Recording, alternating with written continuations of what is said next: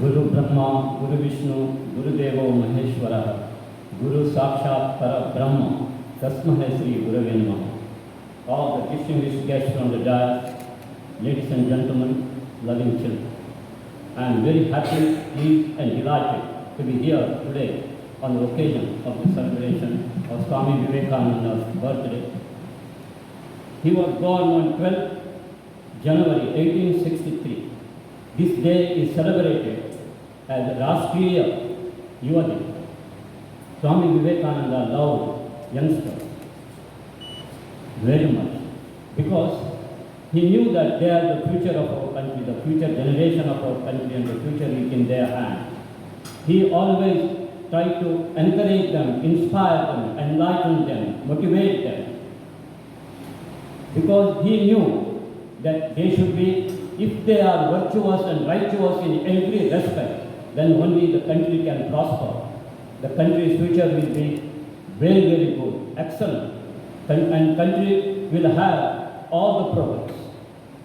Similarly, the youth in this country, they love Swami Vivekananda because of his deep love for them, because they know how much he is concerned about them, and also his knowledge about Hinduism, Hindu Dharma, Sanskar, Hindu Sanskriti, Samskara, Achar, Vichar. He was a storehouse of knowledge. They knew about it, and for them he is a role model. It is both ways.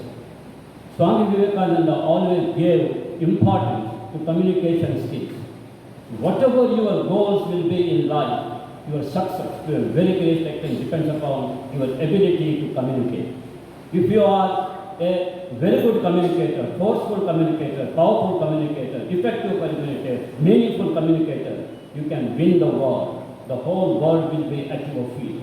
That's why he always said communication is the key to success.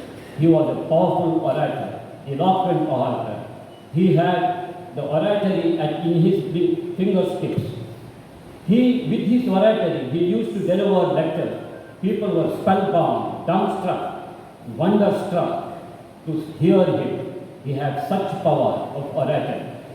Swami Vivekananda always entrained and enlightened and inspired all his audience. He had that power. Now, a lot of people here have said about Swami Vivekananda. I don't want to get into too much details about Swami Vivekananda. What did he advise to the youngsters? All the powers are within you. You can do anything and everything. Believe in this. Do not believe that you are weak. Stand up and show that divinity within yourself. Love ever, serve ever, hate never, hurt never. Let that be your philosophy of life and your slogan in life, that you will be righteous and virtuous in every respect.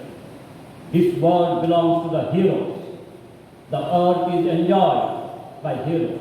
Be a hero. It is the truth. Do not fear. Tell the whole world that I have no fear.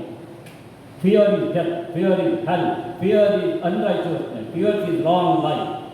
All the negative thoughts and ideas that are in this world come from the evil spirit of fear, that we should never fear.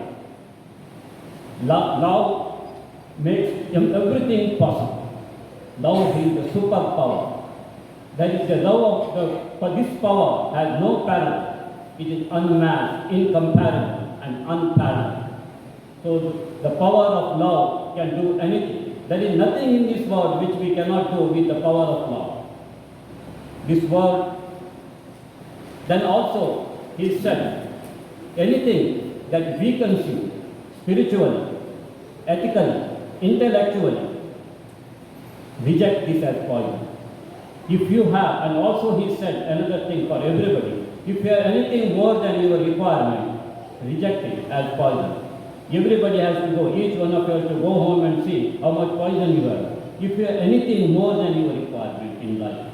He said, strength is life, weakness is death. So be strong, courageous, bold, daring, dashing and dynamic in your life and see how you grow, how you blossom, how you sprout, you'll shine, you'll outshine others, you'll shine like a star. He advises you to come up, to be strong and bold and courageous in their life. then only they can achieve everything and whatever they wanted in life.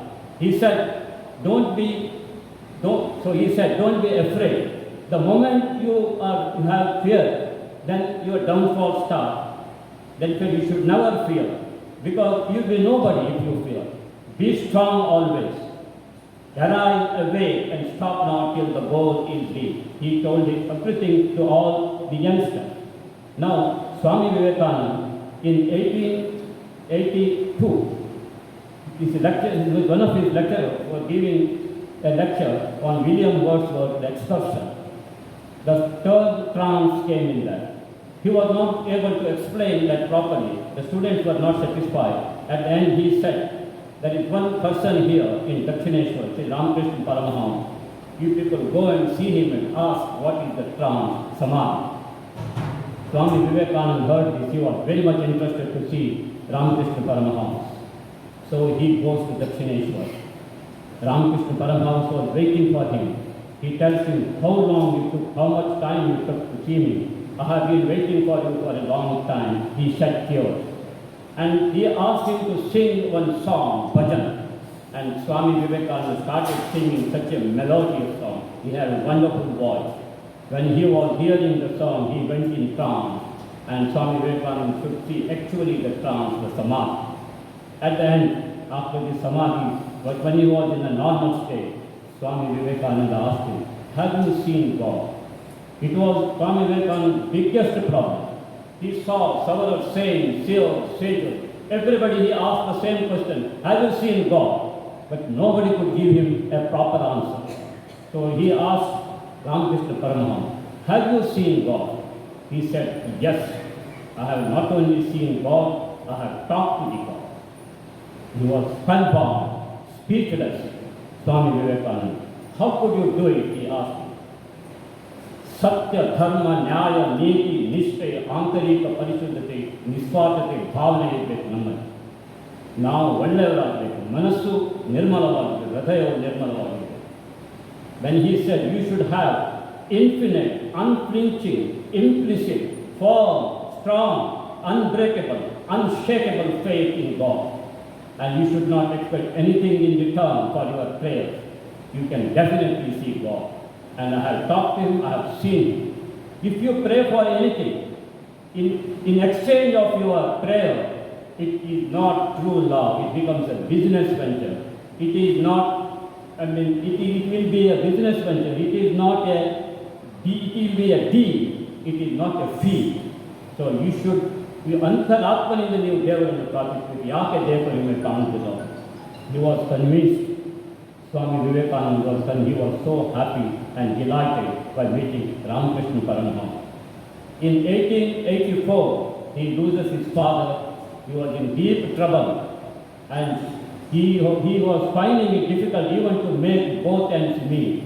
At that time, he would have lost faith in God, because he was such trouble he was facing in life. He again went to Ramakrishna Paramahamsa and requested him, can you pray for me? Ramakrishna Paramahamsa says, no, you go and pray yourself to Mahakali. He goes inside and prays, but he comes back empty-handed, because he was not able to ask for anything. Second time, third time it happened. At the end he said, I have nothing to say, because whenever I go inside, I don't know what happens to me. Ramakrishna Paramahamsa says, because you are getting jnana now, very soon you will see her. And at the end, he himself, Ramakrishna Paramahamsa, also gives him the boon to come out of all the difficulties. So Swami Vivekananda has done so much of Hinduism for our Hindu culture, Hindu Sanskriti, Achar, Vichar, for everything. He was a noble soul. He did so much work, and for the youth and for everybody. When he was in US, one of the richest ladies in US asked Swami Vivekananda, what can I do for you? Can I offer you any service? He says, nothing, but one thing, you love our country from your heart and soul, he said. So that only shows how much he loved our country.